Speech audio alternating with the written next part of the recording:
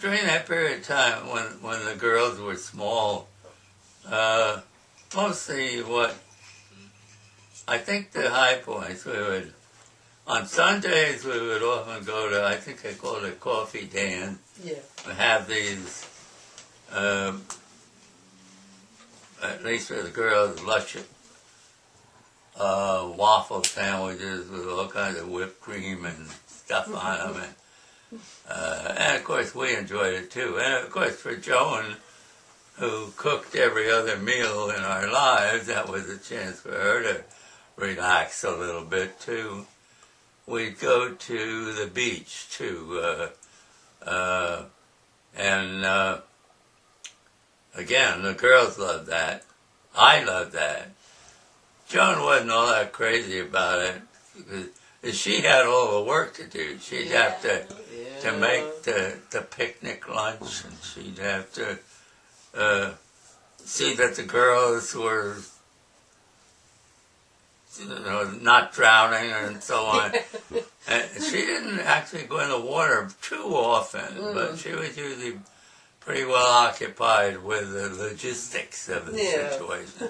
Of course, at that time I was a director like you. I had an 8mm movie camera, and I took pictures.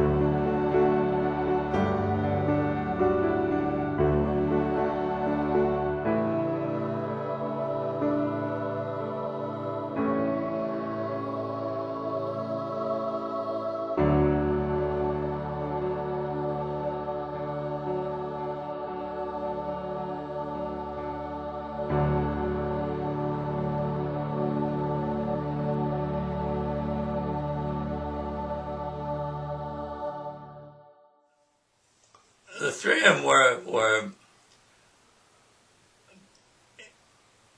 maybe because of their different ways, they were a good team because one would contribute something that the other might have lacked or been shortchanged on. And Katie was in that same category, and she would go along with the schemes that Mary and Ellie evolved. And a certain look of puzzlement on her face and what was going on, but she tried to imitate her older sisters. They call themselves the crude notes. Frank, their repertoire included a lot of bathroom jokes, you know. But, you know, they were open about it. I mean, we're the crude notes. I don't know. Some little incidents that come to mind. You are always eager and bright-eyed. One, going to when you were going to school in West Covina Elementary School, I don't know, maybe fifth, sixth, seventh, I can't remember really, but it was an evening thing, and it was a staged classroom situation. The teacher up there and all the students in there, and the teacher would ask questions, and obviously all the kids had been more or less rehearsed with the right answers, you know. And so Mary's sitting over there, and she's hardly looking at the teacher. She keeps looking at me and grinning, holding her hand up, and the teacher's up there. And at one point the teacher said, "Yes, Mary, what did you say?" And Mary, she's looking at me and she goes,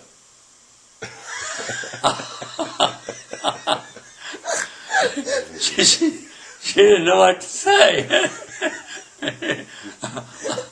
I turned to the man next to me, I said, "Is that your daughter?" I remember this.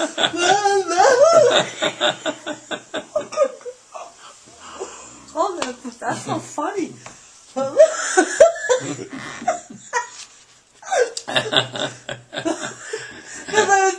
I don't think she even heard the teacher's question. She just, you know.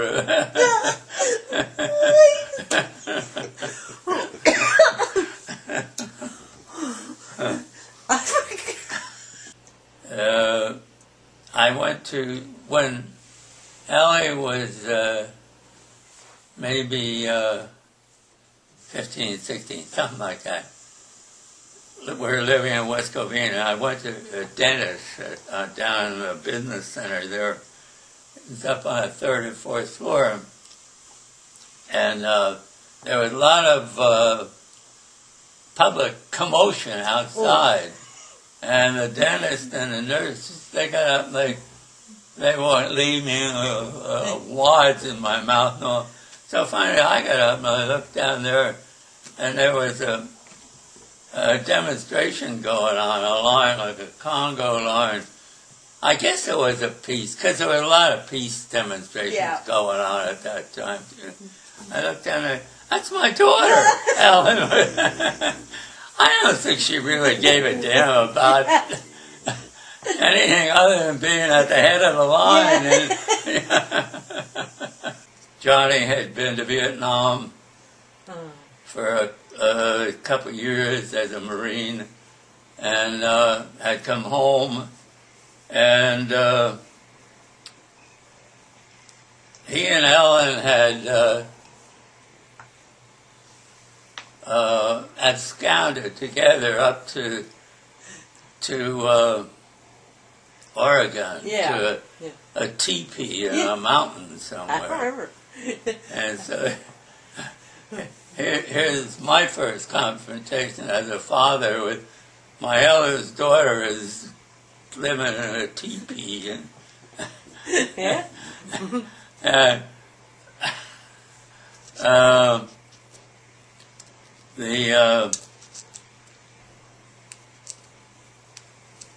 Well, it was.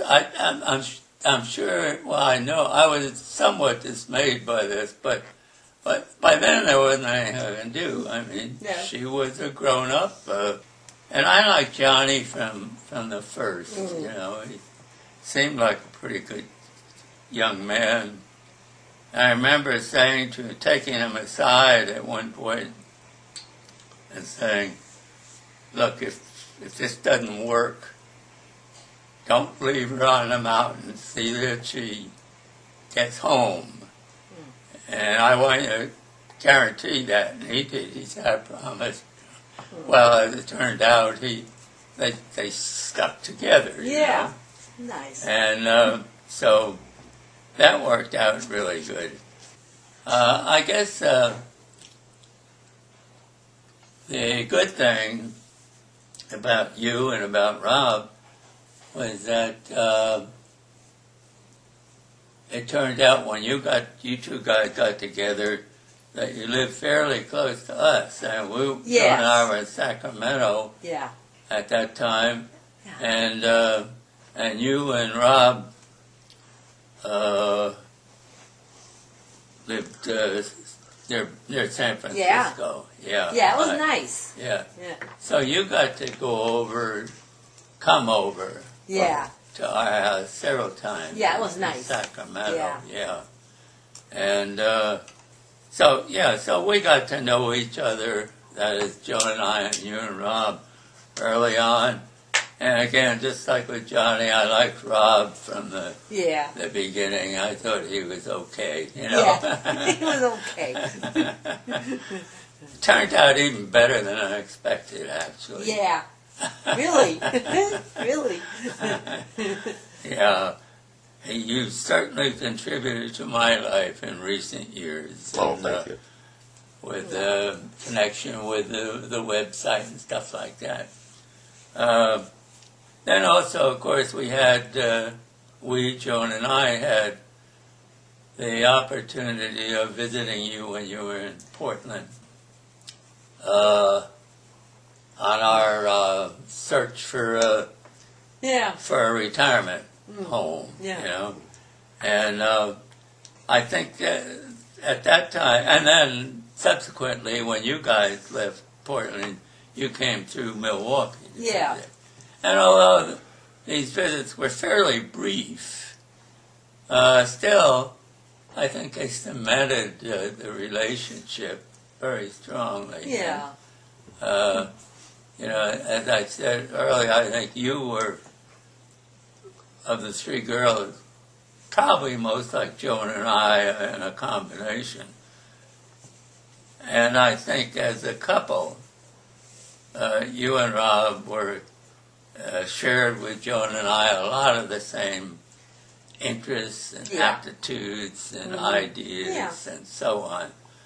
So all the details are unimportant because there was rapport and there was friendship, real friendship. Yeah.